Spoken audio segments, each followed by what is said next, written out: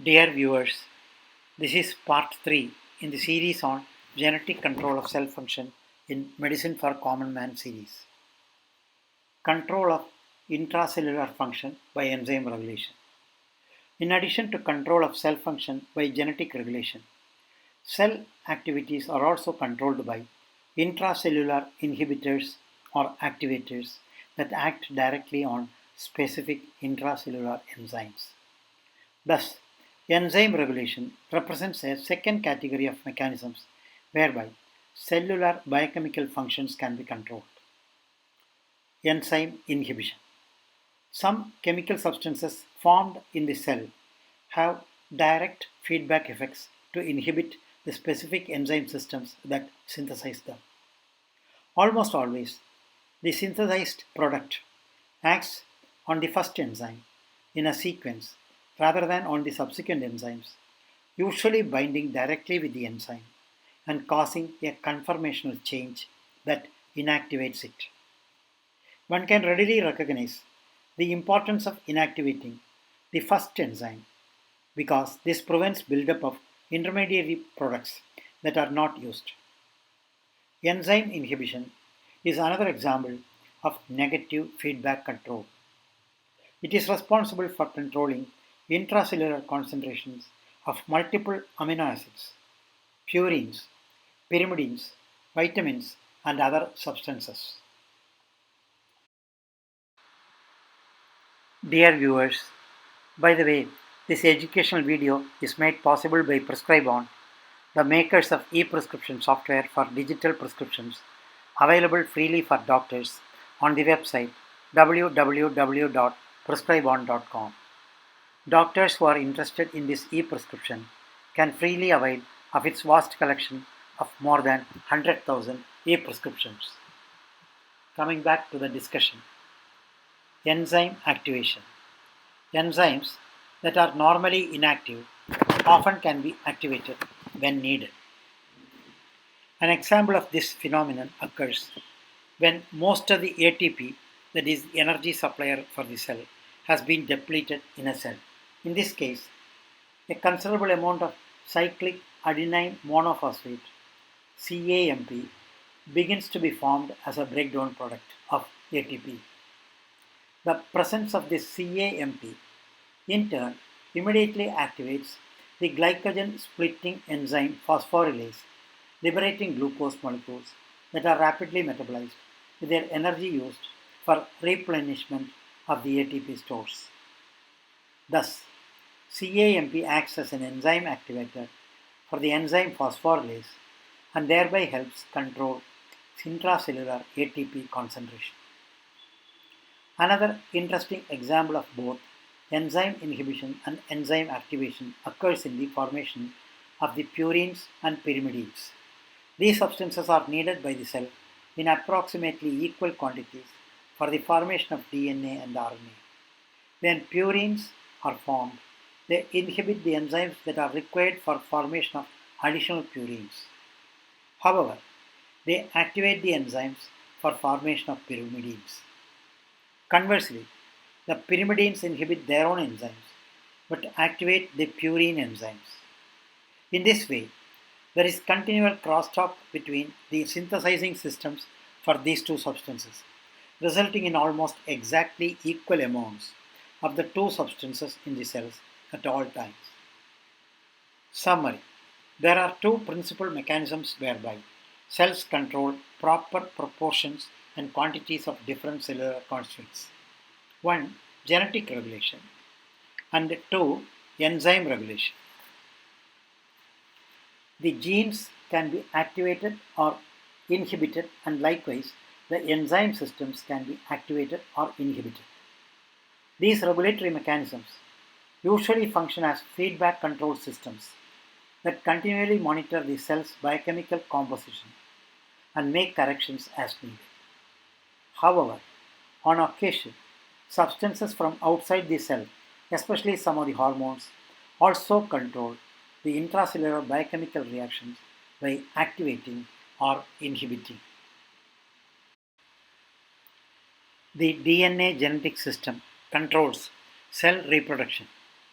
Cell reproduction is another example of the ubiquitous role that the DNA genetic system plays in all life processes.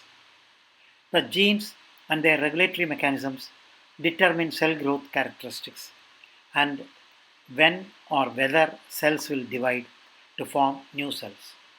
In this way, the all important genetic system controls each stage in the development of the human from the single cell fertilized ovum to the whole functioning body. Thus, if there is any central theme to life, it is the DNA genetic system. Figure 17 shows the stages of cell reproduction: the prophase, metaphase, anaphase, and telophase stages. The life cycle of the cell. See figure 1.7 shown earlier. The life cycle of a cell is the period from cell reproduction to the next cell reproduction. When mammalian cells are not inhibited and are reproducing as rapidly as they can, this life cycle may be as little as 10 to 30 hours. It is terminated by a series of distinct physical events called mitosis that cause division of the cell into two new daughter cells. The events of mitosis are shown in figure 1.7. The actual mitosis stages, however, last for only about 30 minutes, and thus more than 95% of the life cycle of even rapidly reproducing cells is represented by the interval between mitosis, called interphase. Except in special conditions of rapid cellular reproduction, inhibitory factors almost always slow or stop the uninhibited life cycle of the cell. Therefore, different cells of the body actually have life cycle periods that vary from as little as 10 hours for highly stimulated bone marrow cells to an entire lifetime of the human body for many nerve cells. Cell reproduction begins with replication of DNA. The first step of cell reproduction is replication, that is, duplication of all DNA in the chromosomes. It is only after this replication has occurred that mitosis can take place. The DNA begins to be duplicated 5 to 10 hours before mitosis, and the duplication is completed in 4 to 8 hours. The net result is two exact replicas of all DNA. These replicas become the DNA in the two new daughter cells that will be formed at mitosis. After replication of the DNA, there is another period of 1 to 2 hours before mitosis begins abruptly. Even during this period, preliminary changes that will lead to the mitotic process are beginning to take place. DNA replication. 1. DNA is replicated in much the same way that RNA is transcribed from DNA, except for a few important differences. Both strands of the DNA in each chromosome are replicated, not just one of them. 2. 3. Both entire strands of the DNA helix are replaced from end to end rather than small portions of them, as occurs in the transcription of RNA. 4. Multiple enzymes called DNA polymerase, which is comparable to RNA polymerase, are essential for replicating DNA. DNA polymerase attaches to and moves along the DNA template strand, adding nucleotides. Another enzyme, DNA ligase, causes bonding of successive DNA nucleotides to one another using high energy phosphate bonds to energize these attachments. 5. Replication fork formation. Before DNA can be replicated, the double stranded molecule must be unzipped into two single strands. Because the DNA helixes in each chromosome are approximately 6 centimeters in length and have millions of helical turns, it would be impossible for the two newly formed DNA helixes to uncoil from each other were it not for some special mechanism. This uncoiling is achieved by DNA helicase enzymes that break the hydrogen bonds between the base pairs of the DNA, permitting the two strands to separate into a Y shape known as the replication fork, the area that will be the template for replication to begin. 6. Elongation. DNA polymerases are responsible for creating the new strand by a process called elongation. DNA polymerases then adds pieces of DNA called Okazaki fragments to the strand between primers. This process of replication is discontinuous because the newly created Okazaki fragments are not yet connected. An enzyme, DNA ligase, joins the Okazaki fragments to form a single unified strand. 7. Termination. After the continuous and discontinuous strands are both formed, the enzyme exonuclease removes the RNA primers from the original strands and the primers are replaced with appropriate bases.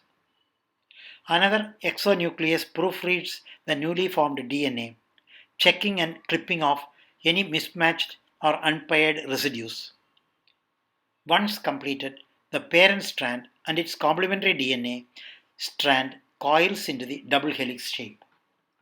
The process of replication therefore produces two DNA molecules, each with one strand from the parent DNA and one new strand. For this reason, DNA replication is often described as semi-conservative. Half of the chain is part of the original DNA molecule and half is brand new. DNA repair, DNA proofreading, and mutation. During the hour or so between DNA replication and the beginning of mitosis, there is a period of active repair and proofreading of the DNA strands. Wherever inappropriate DNA nucleotides have been matched up with the nucleotides of the original template strand, special enzymes cut out the defective areas and replace them with appropriate complementary nucleotides.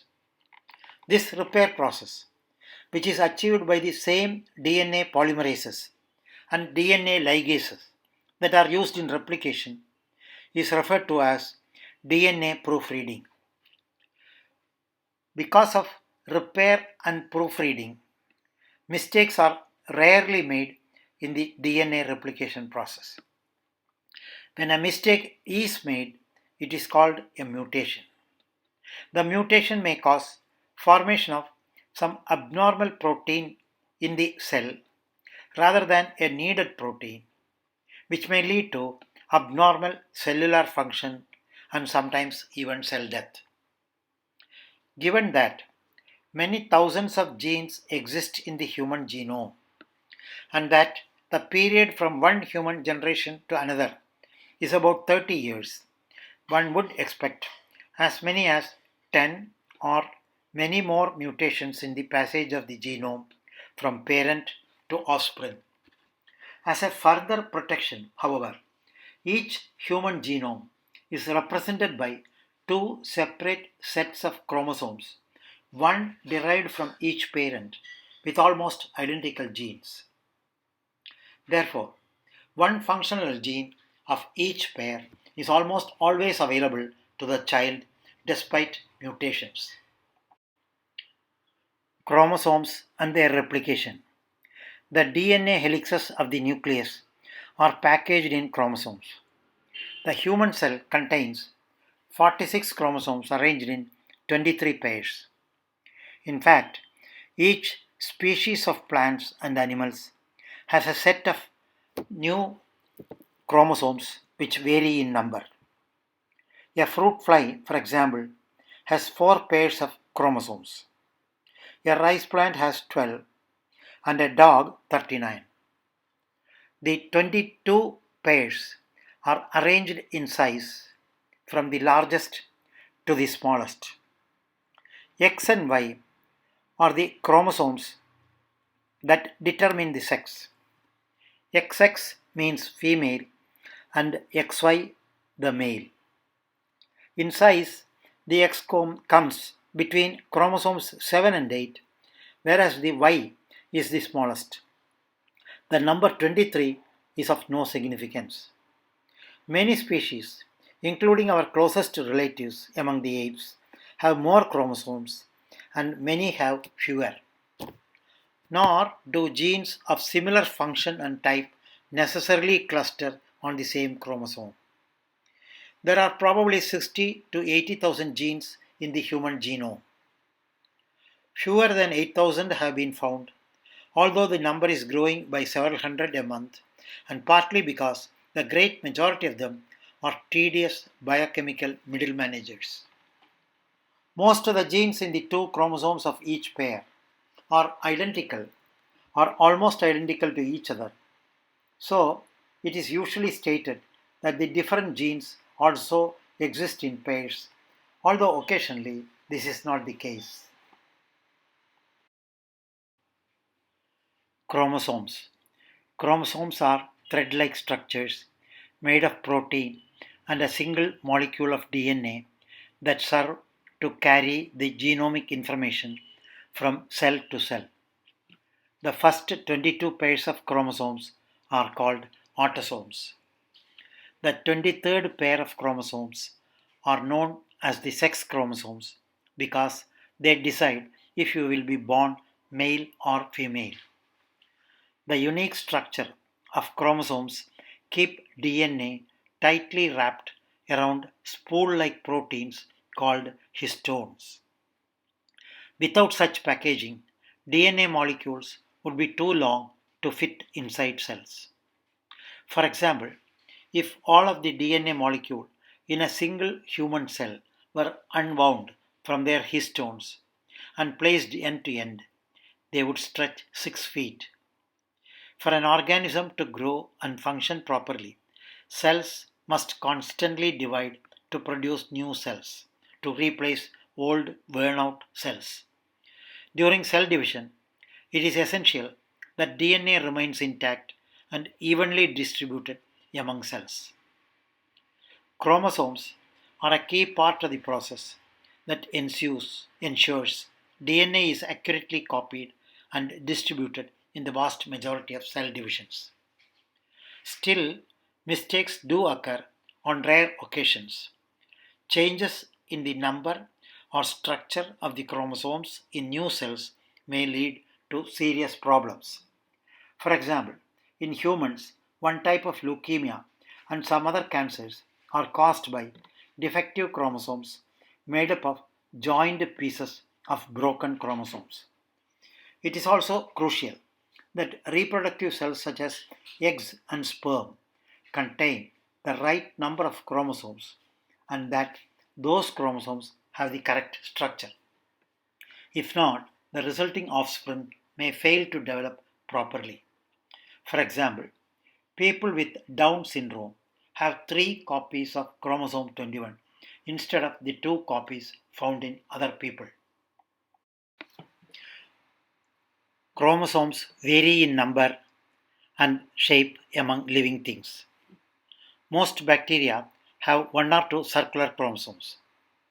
Humans, along with other animals and plants, have linear chromosomes that are arranged in pairs within the nucleus of the cell. The only human cells that do not contain pairs of chromosomes are reproductive cells or gametes, which carry just 1 copy of each chromosome. That is, they have 23 chromosomes, not 23 pairs.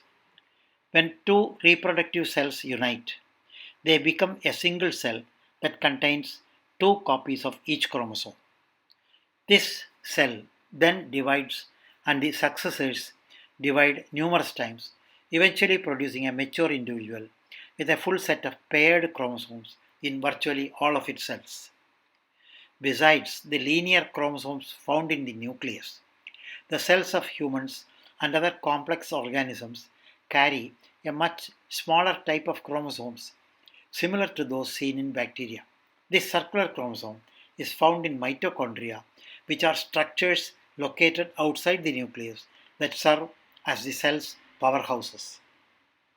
In the past, mitochondria were free living bacteria with the ability to convert oxygen into energy.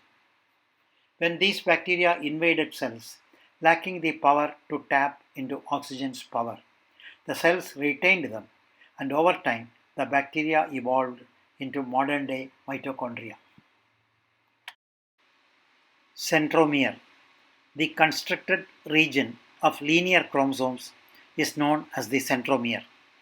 Although this constriction is called the centromere, it usually is not located exactly in the center of the chromosome, and in some cases is located almost at the chromosome's end.